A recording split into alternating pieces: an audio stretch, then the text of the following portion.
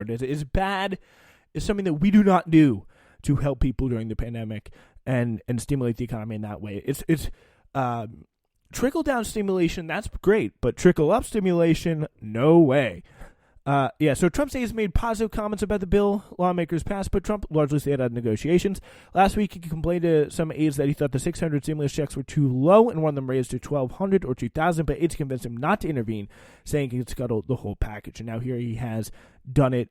And if he could have intervened, if the aides, like those dumb aides, or Trump even worse, I mean, it's not the aides' fault, really. It's Trump's fault he's the damn president. Like, if he had come out and said that at the time, things may have been a little bit better. But he waited until until literally the last minute to come out and be like, oh, yeah. So as the coronavirus pandemic, and of course his aides are incredibly pissed at him because these are Republican psychos who are just like, no, it has to be 600.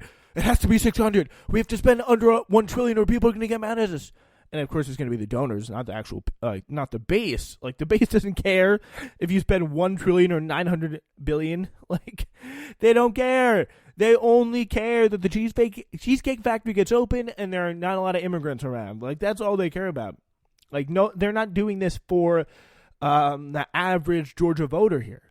Like, they're doing this. They're putting up this fight against more direct checks in the stimulus, more money for the direct checks in the stimulus, because it's what their donors want, and that's who really controls the Republican Party. So as the coronavirus pandemic began to move rapidly through the United States in March, as you know, Congress passed this $2.2 trillion spending bill to try to limit the economic impact. Many of the law's measures expired over the course of the year, and the recent spike in new coronavirus cases and the end of the November election sparked a bipartisan coalition to seek a new bill. The measure that passed Congress Monday night promised $900 billion in new assistance, including $600 stimulus checks, enhanced unemployment aid for 11 weeks, small business assistance, and a range of other measures. And honestly, if logistics is the biggest thing that's holding them back from putting these $200 checks in there, then I say, screw it. Let's do it, baby. So it's very, very funny that we kind of see this back and forth here between members of Trump's coalition, Trump's circles here. I am pleased that Congress has passed an overwhelming bipartisan basis, additional critical economic relief for American workers, families, and businesses. Mnuchin tweeted hours before Trump's video was posted, shatting all over the bill. So, retiring Representative Paul Mitchell of Michigan, meanwhile, wrote on Twitter, literally in a message aimed at Trump, Mnuchin, your Treasury Secretary, represented you during extended negotiations on this package. We're a republic, not a monarchy. And he pretty much he handed the complete White House side of these stimulus negotiations over to the literal incarnation of the monopoly man and like poor person hater Steve Mnuchin. Like, what do you think was going to happen when you look at the results of that?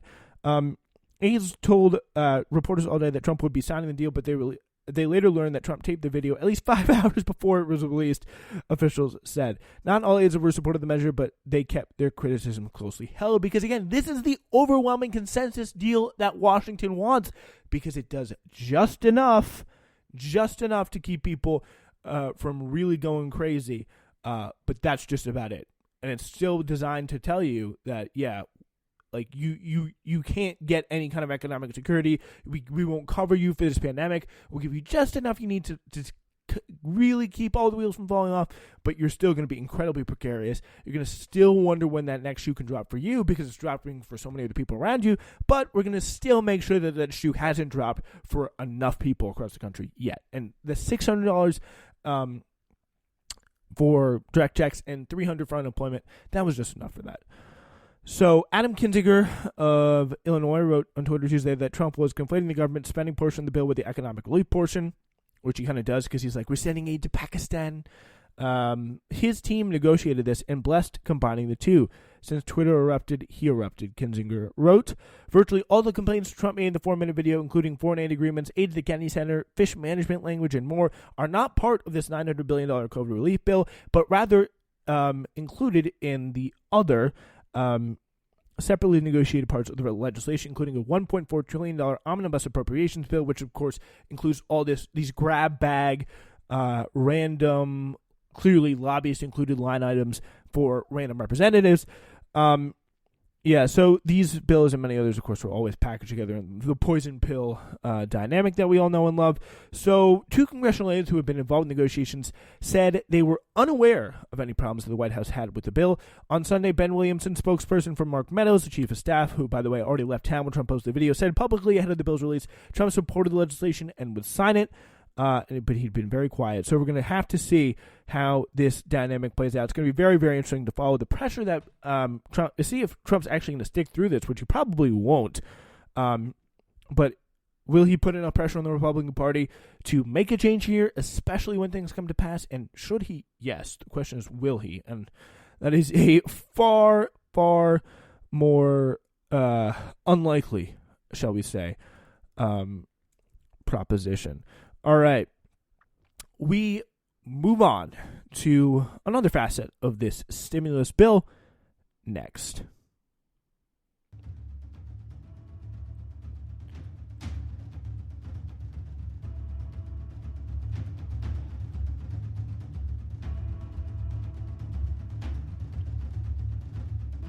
Don't forget that tomorrow, Wednesday, December 23rd, we have a new episode out for you.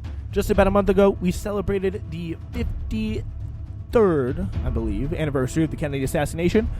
And on tomorrow's episode of Uprising, we explore some of the secret conspiracy theories, fun facts, and things you may not know about how that infamous day in Dallas all came to be. That's available Wednesday, wherever you get your podcast. It's Uprising from SWRN.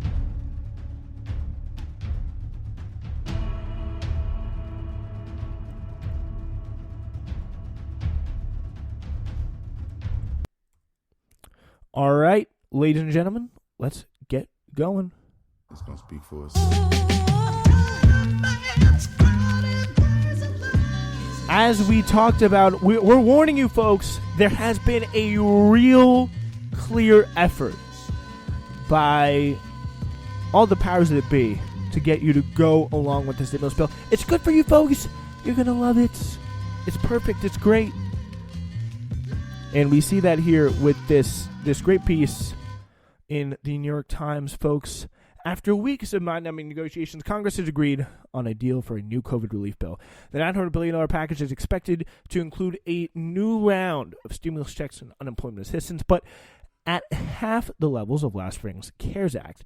The checks will be capped at $600 instead of $1,200, and the unemployment benefits will last for now 11 weeks. Will top out at $300 instead of $600. By the way, that literally decreased poverty last time during the pandemic. Pretty insane. There is also some money for small businesses and vaccine distribution and a month-long extension of federal eviction moratorium, among other things. And there is no money for state and local aid, thanks to Master Legislator Nancy Pelosi. Anyone looking at this deal can really quite easily say that while any aid is good, the package is not good enough.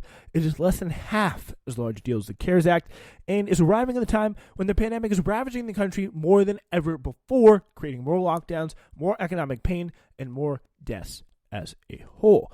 It will not meaningfully help states and localities who are really in danger of completely flatlining. It will not do enough to help the millions who have been pushed into poverty as a result of this pandemic. It was a product of the deal between the Republican Party hell-bent on providing as little help as possible and a Democratic Party which, true to form, systematically handed over huge chunks of its leverage, probably dooming many millions of people in the process. And it's really hard to know who to get more mad at. It's really quite clear that this is just been objective fact that really has been left out of all major media negotiations. It sneaks in whenever you get a full factual analysis here. Economists and policymakers expressed relief as Congress announced a Sunday deal, this is again from the Washington Post, on a $900 billion stimulus package to aid the rapidly deteriorating economy. But the smallest size of legislation, the omission of several key provisions, and the fact that some of the aid expires in March left analysts warning that spending may be needed more of next year. And Biden says again that this is a down payment, We'll see how well he negotiates that in the future. The latest bipartisan relief package admits, of course, this is direct state and local aid, and it only extends federal unemployment benefits to mid-March, even though millions of people probably will be out of work for far longer. Overall, the bill's price tag shrank from $2 trillion down to below $1 trillion, a project of legislative compromise that was forged between Democrats and Republicans who are weary of adding to the nation's debt load, which is, again, literally sacrificing people's lives, people's economic security for just a better-looking number on a big screen in New York City, which is literally all the national debt is, in effect. Yeah. Even Larry Summers, the author of the deal, the last stimulus that was done by Obama, that was probably like more hated than anything else, was like, yeah, this is not going to cut it. This is not going to cut it. It was, of course, then beyond weird to see the New York Times editorial board roll out literally the red carpet for this and writing. I think it's pretty clear what they mean here. This piece is titled "This deal is good enough." This is the idea. This deal is good enough. They're trying to tell us, calm down. You should be satisfied. You should be lucky with what we're giving you. Doing like the shameful parent routine. Like, have you no respect for what we give you here, you ungrateful swine? Yeah, so here's an excerpt from that. The $900 billion pandemic package that emerged Sunday from months of negotiations, on and off negotiations between House Democrats and Senate Republicans, is a necessary measure that will ease the suffering of millions of Americans. It will help unemployed workers to feed their families and avoid eviction. It will help small businesses avoid bankruptcy. It will help keep the trains and buses running in cities across the country. Yeah, so guys, the government has agreed to keep functioning for this year. Woohoo! What a big achievement. Congress should have acted months ago, and the delay has caused a lot of unnecessary pain. Even now, Congress is not doing enough to meet the full measure of the need. So, again, wouldn't that kind of imply that this bill is bad and maybe not good enough? Yeah, but the relevant question is whether this agreement will help, and the answer is yes. That is the premier liberal paper of record, gray lady saying, yeah, this bill, is it better than absolutely nothing? And of course, obviously, the answer is yes.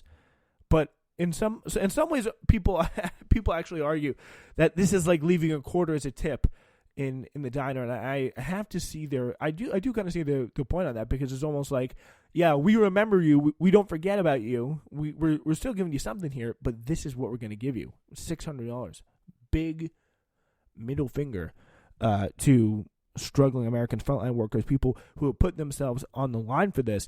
And really, whether this agreement will help is not the relevant question. The relevant question is, will this bill do enough to help people for the long term, given the very shaky prospect for another round of stimulus during a Biden administration?